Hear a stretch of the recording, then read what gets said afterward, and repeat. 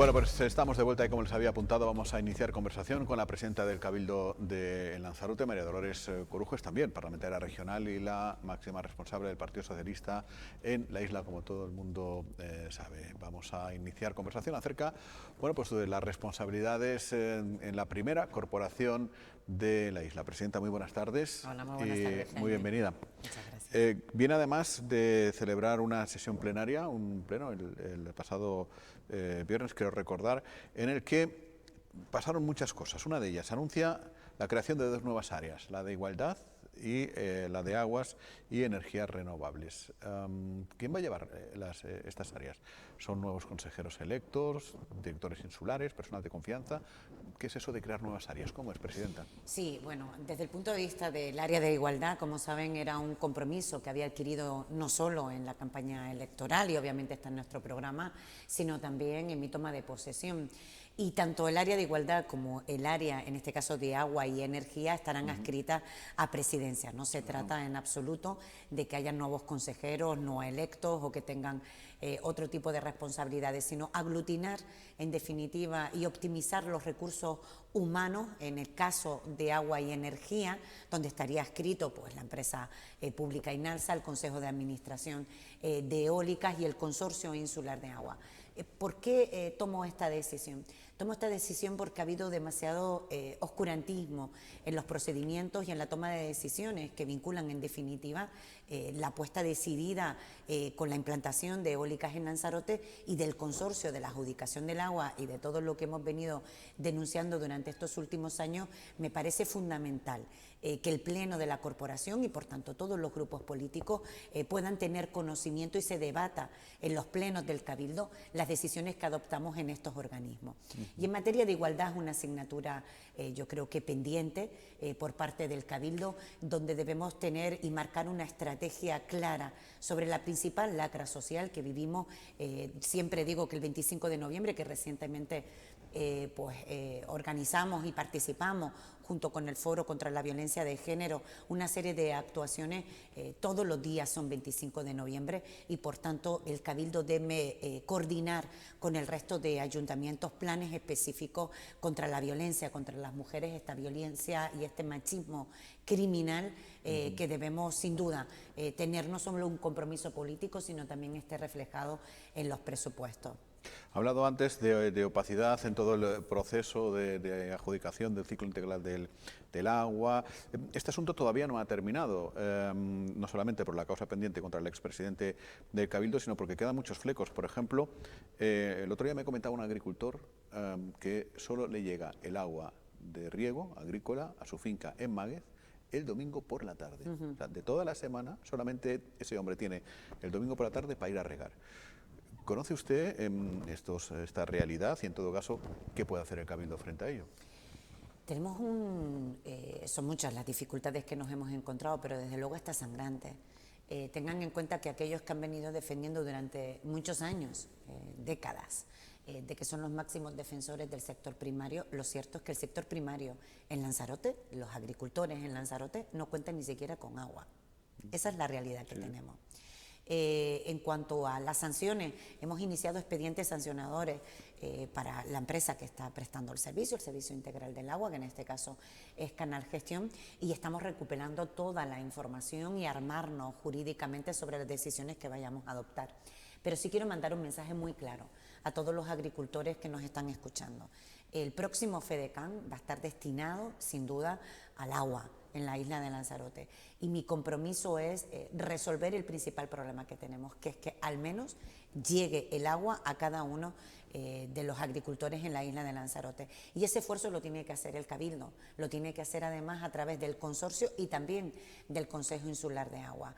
Ese compromiso se tiene que, como decía anteriormente, se tiene que reflejar en los presupuestos y tiene que ser una decisión pactada con ellos, acordada y sobre todo programada en el tiempo. ¿Por qué? Porque no puedes tomar una decisión y resolver el problema del agua de todos los agricultores, porque insisto, no sé si representan apenas un 5% los que se benefician del agua en sus tierras, ¿no? La otra área, la creación del área de igualdad, tiene que ver, supongo yo, con aquella máxima promesa electoral, pero máxima también ideológica de gobernar para las personas, que yo recuerdo que usted repetía bastante en la campaña electoral. ¿Se enmarca en esa línea también la posibilidad de que las personas transexuales puedan hacer los trámites con su nombre sentido y que además a partir de ahora los plenos del Cabildo cuenten también con intérprete para personas con discapacidad auditiva? Efectivamente. Yo creo que si hay un colectivo que ha sufrido enormemente a lo largo de la historia una discriminación clara, es el colectivo de transexuales. El nombre sentido no se refleja, no tiene coherencia con el documento oficial. Y las administraciones siempre he tenido una premisa en política. No hay nada más maravilloso que tomar decisiones que hagan feliz a la gente. Y esto no le cuesta nada a la administración. Lo que hay es un compromiso político que permita iniciar el procedimiento donde todas las personas se sientan identificadas con su nombre sentido, que nada tiene que ver, insisto, con el documento oficial. Y por tanto ese procedimiento lo hemos llevado a cabo en el Cabildo y todas estas personas ya por fin podemos minimizar ese dolor, esa discriminación y esa disonancia, en definitiva cognitiva, de un sufrimiento que no es compartido con la mayoría social, que no entiende ese dolor, que no entiende esa discriminación. Me parecía de pura justicia. Y el lenguaje de signos, todas las personas, independientemente de los problemas que tengan, o en este caso de una discapacidad, tienen que tener seguimiento y acceso a la administración sin ningún tipo de resistencia a ella ni de dificultad. Por eso siempre hablo de la humanización de la política y de la humanización de la administración pública. De lo que más me ha preocupado durante estos últimos, desde el año 2008 hasta la actualidad, de situaciones de crisis lineales en el tiempo, y hablo de crisis económica, lo que me preocupa principalmente es la crisis de principio y de valores.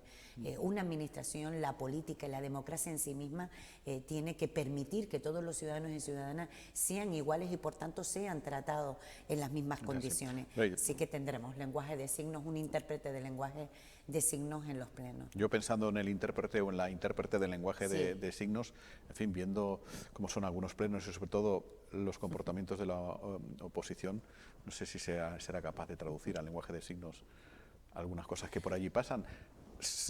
¿Esperaba usted una oposición así, como la que está teniendo? Sí, honestamente sí. Sí, porque yo creo que se han pasado por varias fases.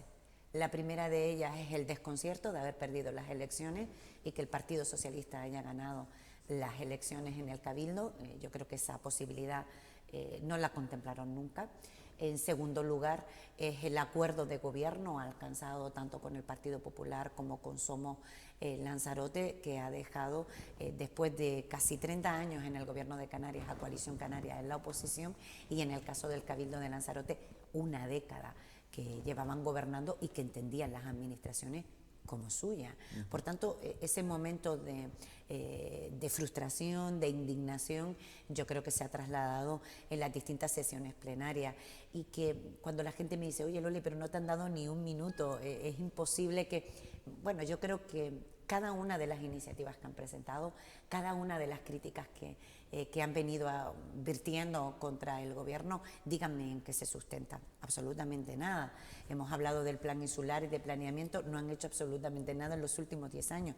10 años y además demostrado nada. Lo único que se ha hecho en planeamiento ha sido en la isla de Lanzarote, aprobado, ha sido en el año 2005-2009. Curiosamente ellos no gobernaban, gobernaba el Partido Socialista.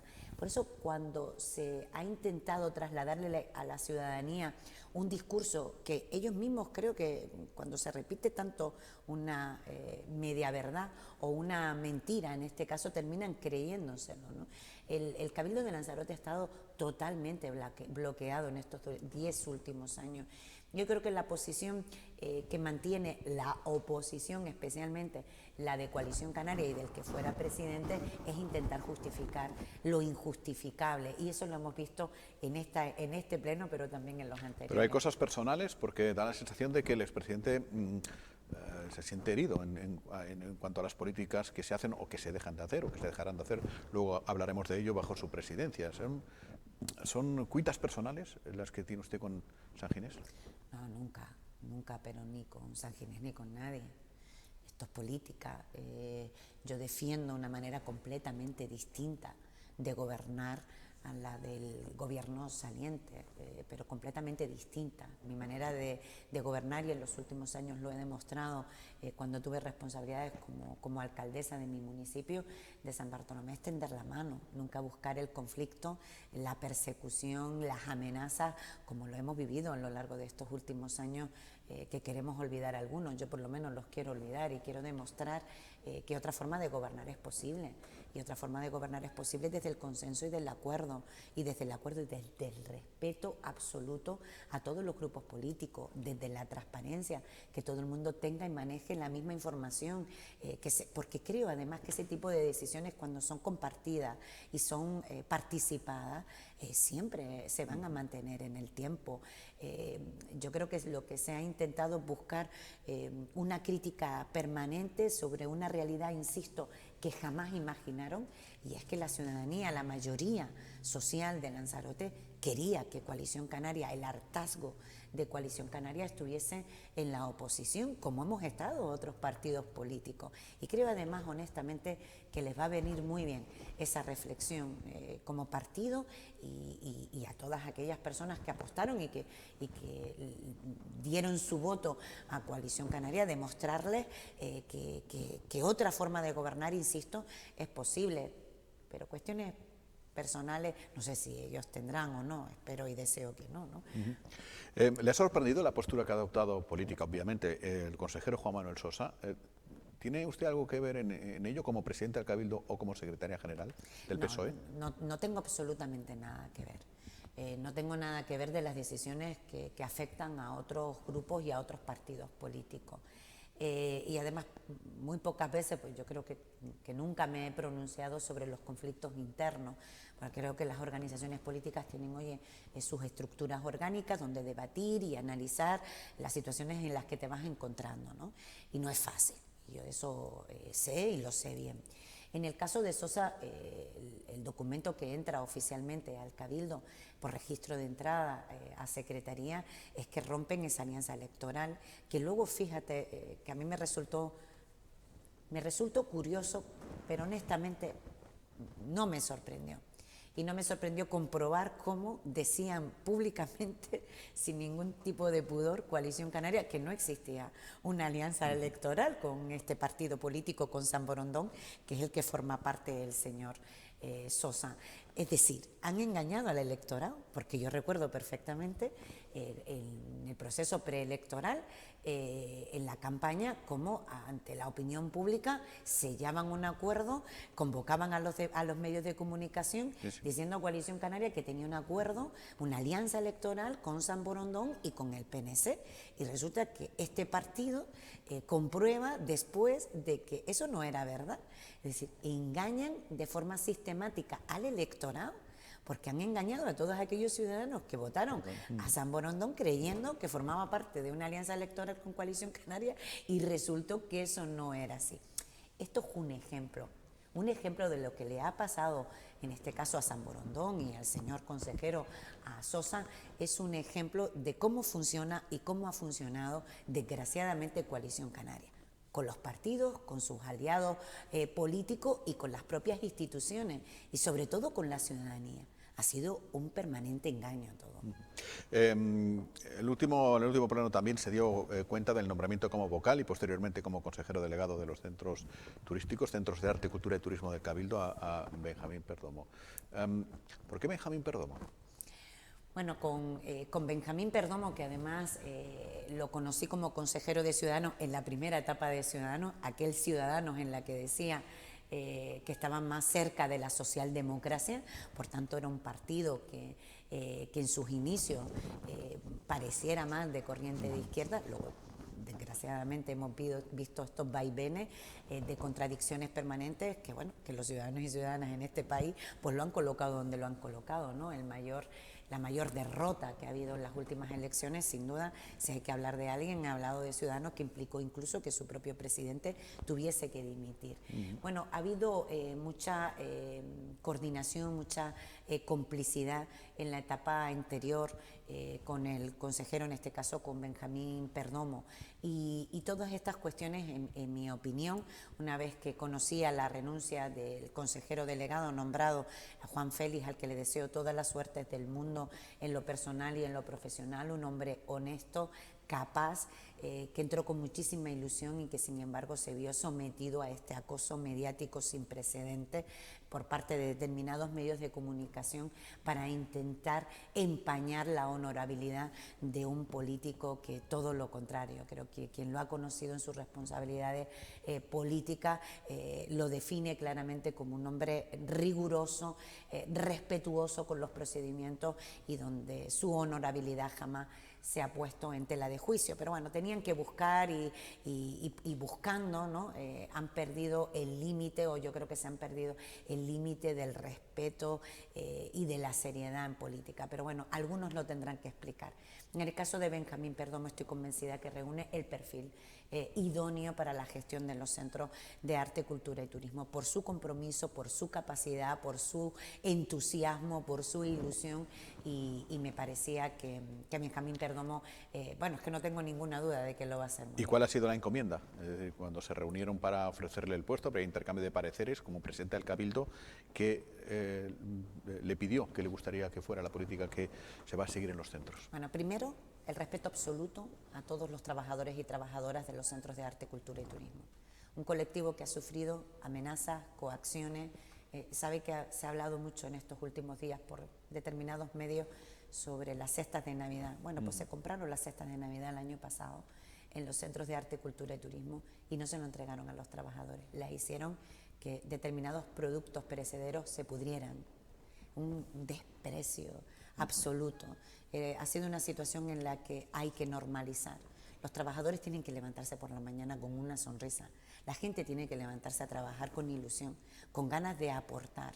Y eso lo estamos haciendo tanto en los centros como en el resto de las instituciones, como en el Cabildo y también en los organismos dependientes de él. El respeto absoluto yo creo que se perdió en todos los ámbitos. Respeto a los trabajadores de los centros y por supuesto respeto también a la Fundación César Manrique. Esos dos componentes que son esenciales y fundamentales para conseguir la paz, para empezar a construir y olvidar una etapa que muchos no queremos ni recordar, Benjamín Perdomo lo va a poner sobre la mesa. Eso y cuestiones que son fundamentales dentro de los centros. Los centros de arte, cultura y turismo son los centros de los centros museísticos de la obra más maravillosa de nuestro artista más universal, que es César Manrique. Obra que se está cayendo, por cierto. Que se está cayendo, efectivamente. La conservación y el mantenimiento de los centros y olvidarnos, desgajar todo aquello de esas invenciones absolutamente insostenibles desde el punto de vista económico de aquellos que nos decían que nos iban a enseñar de cómo gestionar, como la adquisición de la Casa Fajardo, que está escrita al resultado, al cómputo de resultados de las cuentas de los centros, como el Museo Submarino, otra temeridad desde el punto de vista económico, que ambas adquisiciones implican en torno a unos 600 y pico mil euros anuales de déficit que quieren computar en los centros y que por supuesto eso no se va a mantener así. Esa es una de las decisiones que también tiene mandatado el consejero, auditar la gestión de los centros, regular los procedimientos y con luz y taquígrafo que podamos debatir sobre los asuntos que en definitiva le preocupan a la inmensa mayoría de los ciudadanos. Ya que salió el tema de la calle Fajardo, el otro día en el Pleno se rechazó con los votos en contra del grupo de gobierno y del portavoz de Coalición Canaria la posibilidad de pedirle al Gobierno de Canarias, creo que 1 millón de euros para el Museo Arqueológico. ¿Qué va a pasar con eso? Porque es una situación un tanto de arena movediza. O sea, estamos hasta el cuello. Si nos movemos un poco, nos hundimos, y si nos sacan de ahí, nos sacan perdiditos de barro y casi que inservibles, ¿no? Se compró por 1.600.000, se estima que pueda acabar costando unos 5 millones de euros. Es una situación un tanto complicada. No sé si tienen muy claro qué hay que hacer con eso. Bueno, complicada es nuevamente una desfachatez. Yo le pedía al portavoz de Coalición Canaria, al señor Sanginés, que lo primero que debe hacer, y en política hay que hacerlo, y lo estoy diciendo con absoluta sinceridad, es pedir perdón, porque decisiones políticas absolutamente desacertadas, primero desde el punto de vista de la oportunidad política y luego del sobrecoste y de los vicios ocultos que hay en esta adquisición. Pero dice que todo venía absolutamente envuelto en informes técnicos de patrimonio, jurídicos. No, lo que ha ocurrido durante todo este tiempo es lo siguiente.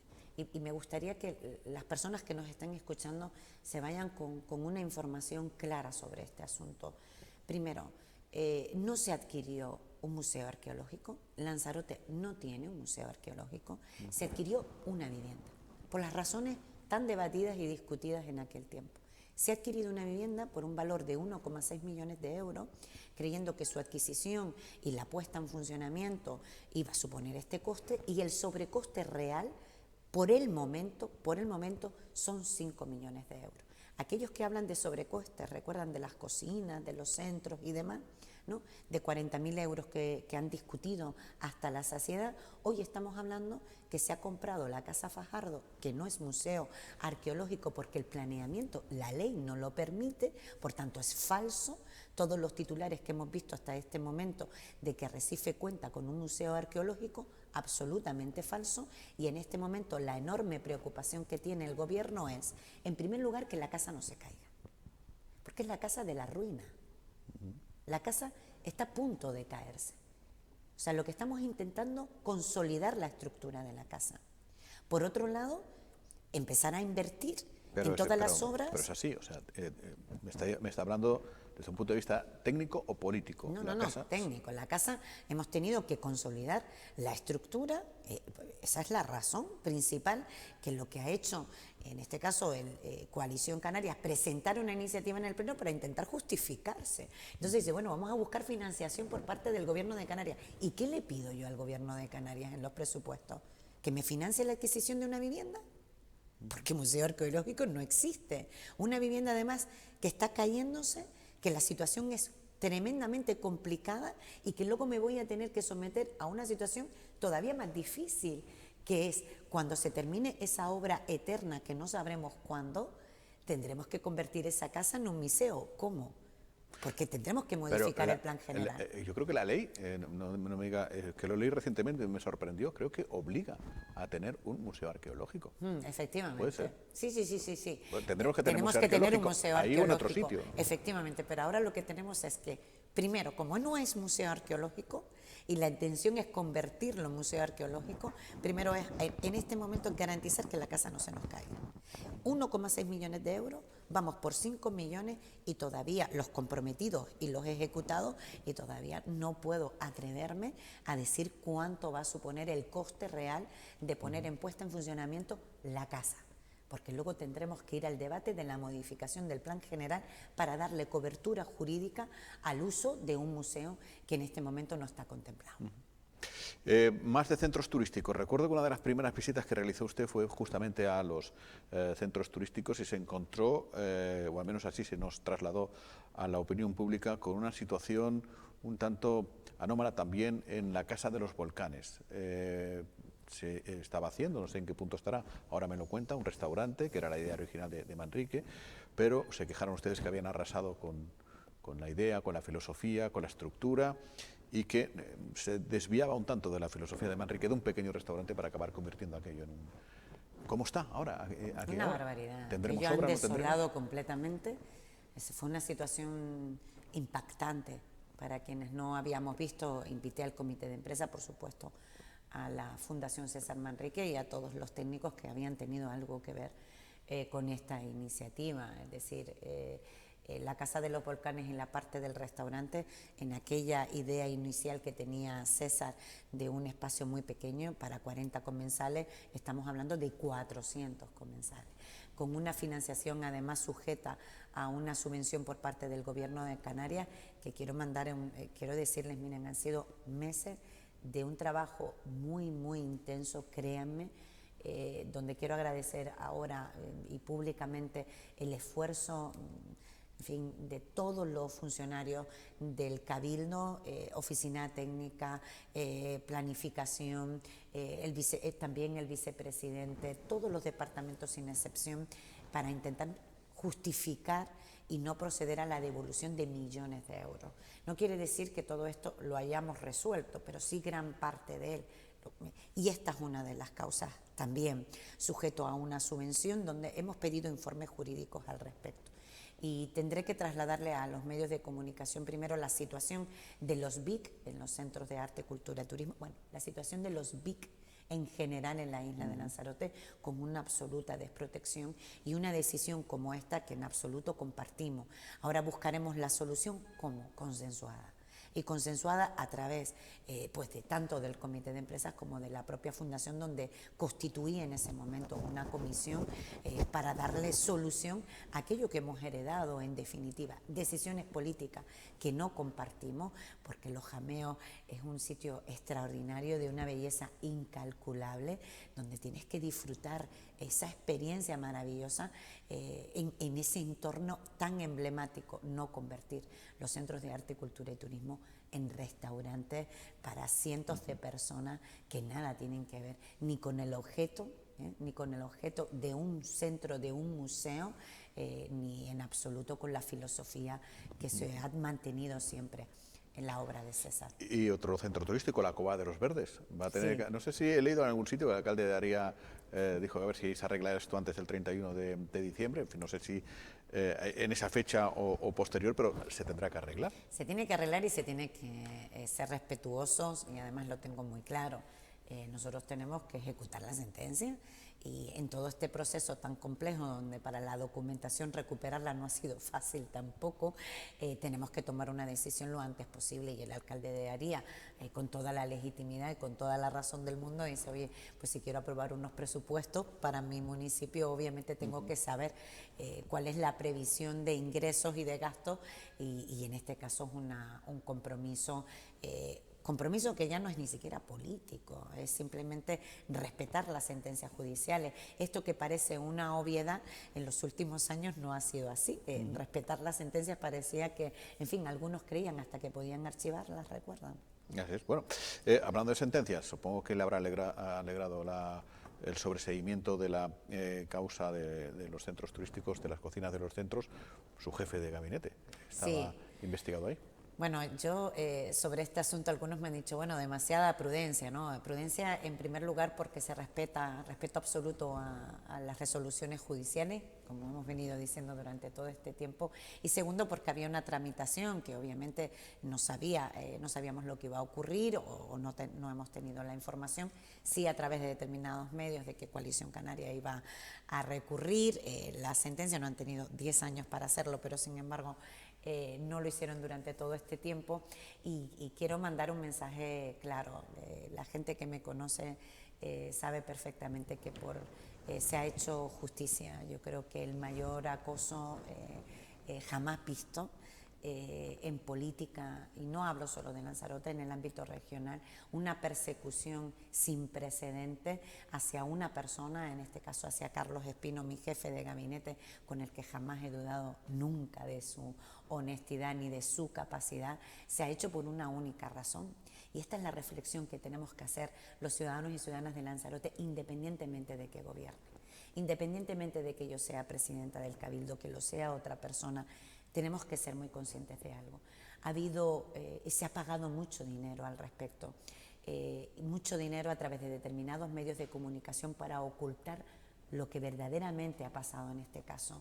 Y ha pasado de que la única persona en la isla de Lanzarote, siendo consejero y secretario general, denunció la corrupción, denunció el caso Unión, el caso más vergonzoso en la política regional, donde políticos, empresarios tenían una trama sin precedente, defalcando y robando dinero de las arcas públicas. Esa denuncia de la corrupción ha hecho que haya tenido un ataque, una violencia y una persecución sin precedente. Se ha perseguido al que denuncia la corrupción, y aquellos que la han justificado es lo que algunos han pretendido premiar. Fíjense, esto que a mí me parece tan grave para la democracia, Por eso era tan necesario un cambio de gobierno. Y algunos que ya se quedaron sin el discurso, porque durante 10 años sobre el tan llamado caso Espino y caso centros turísticos no han hecho absolutamente nada, ni en el Consejo de Administración, ni han exigido que el procedimiento se adelantara, se agilizara, no han hecho nada. ¿Por qué? Porque les interesaba mantener la situación de investigado, en este caso, al que hoy es jefe de gabinete. Solo mando un mensaje. El auto del juez, por supuesto, totalmente respetable, y no voy a ocultar mi felicidad en lo personal, fundamentalmente, y en lo político, a alguien que aprecio, admiro, respeto muchísimo, como todo el mundo sabe, sino que también mandar una reflexión, y es que la única persona que se tiene que sentar en un juicio, no como investigado, sino como acusado, es el señor Sanguinet, por el procedimiento y por las decisiones políticas desacertadas que ha adoptado en materia de aguas en la isla de Lanzarote. Bueno, nos queda poco tiempo y tengo aquí varios temas, así que vamos a intentar preguntar de manera más o menos rápida. ¿Planes de cooperación? ¿Los ayuntamientos tienen motivos para sentirse preocupados acerca del mantenimiento o no de esos planes de cooperación? No, en absoluto. ¿Va a verlos? Perfectamente que, claro, que los va a ver, y además, si puedo, los vamos a mejorar, y ellos son muy conscientes de esto. El plan de cooperación he aprobado en estos 5 meses y medio, he aprobado los presupuestos del anterior gobierno, que no fueron capaces de aprobarlo, y nosotros, nada más llegar, en 2 meses lo llevamos a pleno. Presupuesto del 2019, que por supuesto en los planes de cooperación, materialmente imposible que los ayuntamientos reciban una financiación para justificarlo en 2 meses, ¿no? Es inviable, ¿no? Entonces, en el próximo presupuesto, el del 2020, vamos a mantener un plan de cooperación que va a tener una diferencia con los anteriores, y este va a ser plurianual. ¿Qué significa plurianual? Que un alcalde o una alcaldesa pueda tener una previsión en el tiempo de los ingresos que va a tener en los próximos 4 años, y así poder hacer obras o las inversiones que consideren necesarias, más ambiciosas. No justificar 300.000 euros por un lado o 200.000, sino que se pueden ir a obras importantes de millones de euros, porque esa previsión de ingresos la van a mantener, y eso va a suponer sin duda un revulsivo. Uno que ha sido alcaldesa en este caso, son muy conscientes de las dificultades en contratación, y esta es una de las herramientas que les he puesto sobre la mesa, y que por supuesto todos han aceptado y han compartido el análisis. Políticas del territorio, todo por hacer. No tenemos PIO, no tenemos PRUC, no tenemos plan especial de la Jeria. ¿Es uno de los grandes objetivos que se marca? Es uno de los grandes objetivos, y nos vamos a dejar la piel el gobierno para que tengamos por fin el plan insular que Lanzarote merece y el que Lanzarote necesita. Lo cierto es que en 10 años no se ha hecho absolutamente nada. Lo único que intentaron es aprobar el plan de la Jeria de una forma torticera, vergonzosa, que nunca fueron capaces de sacarlo, y que además lo tumbaron los tribunales, el que existía, el que estaba vigente, porque algunos solo pretendían resolver el problema de un bodeguero y no el problema de la Jeria en su conjunto, de todos los bodegueros sin excepción, de todo el sector primario, de todos los agricultores, y también de las viviendas que están en el entorno, ¿no? Y como saben, el plan de la Jeria fue tumbado por los tribunales precisamente porque un alcalde nacionalista recurrió el mismo y le dieron la razón, ¿no? Entre otros que también presentaron recursos. El plan insular no se ha hecho nada en los últimos 10 años, por decir, no existe equipo redactor, o sea, no hay contrato con el equipo redactor, está vencido, no hay posibilidad alguna en el ámbito jurídico de poder retomar este contrato. Reconocen y reconoce el señor Sanguinet que efectivamente es así, pero ocultaron esa información. Y por otro lado, otra información que ocultan, y que me parece de una extraordinaria gravedad, es que el trabajo que se ha hecho tampoco está adaptado a la ley del suelo. Esa ley del suelo que ellos defendían con tanta vehemencia, ¿no? Y con tanta pasión, la ley que ha avergonzado a la inmensa mayoría de la sociedad canaria. Con esto, ¿qué quiero decir? Esa ley lo que le quitó es contenido urbanístico a los planes insulares, el de Lanzarote y de todo. Por tanto, sería nulo si se respetara ese trabajo, porque, bueno, Esto de la nulidad en los planeamientos, yo sé que a Coalición Canaria se le da muy bien. Aprueban un documento para que luego lo tumben los tribunales y luego lo paguemos con nuestros impuestos todo el resto de ciudadanos y ciudadanas en Canarias, ¿no? Para intentar resolver el problema de unos pocos y no del interés general y por tanto de la mayoría social de Lanzarote. Con esto quiero decir que se va a aprobar el PIO, no tengan ninguna duda. Tendremos que retomar la situación en la que nos hemos encontrado, un trabajo hecho, no adaptado a la ley del suelo y un contrato que no existe y por tanto no tenemos equipo redactor. Así que respetando el trabajo sin duda que se haya hecho durante todos estos años, lo que tenemos es que regularizar la situación y ponernos a trabajar en esa dirección. Una cuestión delicada sobre la que se ha hecho política y yo me resisto un tanto a caer, digamos, en ese ámbito, pero hay que preguntárselo. El CIBE, el Cabildo de Lanzarote, va a reclamar al Estado que haya un aparato de vigilancia o de control acerca de la inmigración. Sí, un tema delicado, un tema en el que se ha hecho la peor de la política y que además he criticado duramente. En el último naufragio donde murieron chiquillos jovencitos, alguno menor de edad, las familias intentando ponerse en contacto, cuando nadie se pone en el dolor del otro y se cree... se pierde la visión del ser humano, de la empatía, en fin, a mí me parece de una gravedad tan grande. Estos muchachos salen y personas, hombres y mujeres, niños y niñas, salen de sus países de origen, la inmensa mayoría de ellos sin saber nadar. Pónganse la piel, atravesando en una patera, en un cayuco, en medio de la noche, con un mar terrible, perdiendo su vida y que hayan responsables políticos, que la primera denuncia que hicieran pública es si el CIBE funcionaba o no. Me parecía, cuando todavía no habíamos recogido ni siquiera los bomberos llorando, los cuerpos y fuerzas de seguridad. Estuve allí con ellos compartiendo el dolor, una situación terrible, una tragedia humanitaria, y que piensen en hacer política de un drama.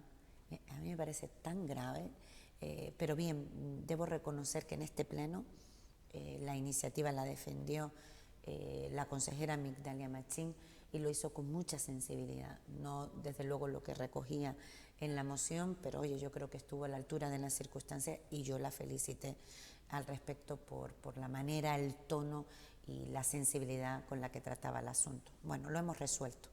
El CIBE nos hemos puesto en contacto con la Guardia Civil, saben que no se había autorizado la autorización de política territorial en el Cabildo durante todo este tiempo, es decir, ha habido también una dejación por parte del Cabildo. Ya tengo los informes de la oficina del PIO y ahora trasladamos el expediente al Ayuntamiento de Aria, que es en definitiva quien va a autorizar la licencia de la parte que queda para completar, pero hay que mandarle también un mensaje. Hay que ser serios en política. El CIBE no resuelve el problema, podrás tener no sé cuántos CIBEs en el mundo, ¿no? La situación de detectar evidentemente e intentar salvar vidas es una herramienta importante, pero tendrá esos espacios en los que ciegos, en los que son muy difícil de detectar porque no hay ninguna herramienta fiable 100%, ¿no? Y eso también hay que trasladárselo a la ciudadanía. Bueno, está gobernando usted con el Partido Popular. Sí.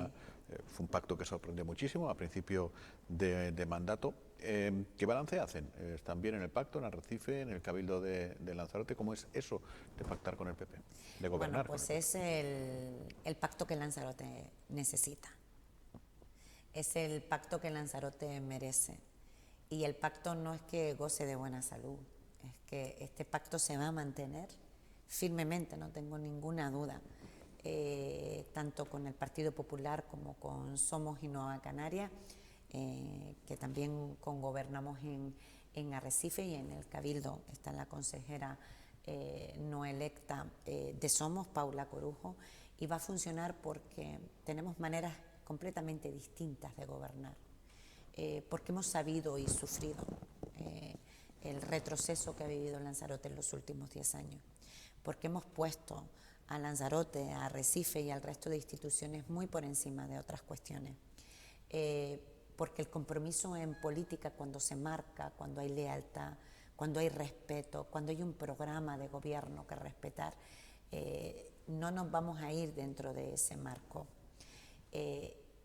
Lanzarote, de verdad, créanme, después de entrar en esta institución y ver lo que ha ocurrido en los últimos 10 años, no aquello que intuía, no aquello que imaginaba, sino documentado en cada uno de los expedientes, no tenemos ninguna duda, ni la presidenta del Partido Popular en la isla de Lanzarote, hoy alcaldesa de Arrecife, ni yo misma como secretaria general del Partido Socialista y presidenta del Cabildo, que este pacto no solo durará, sino que va a demostrar que vamos a colocar a Lanzarote en el lugar que le corresponde.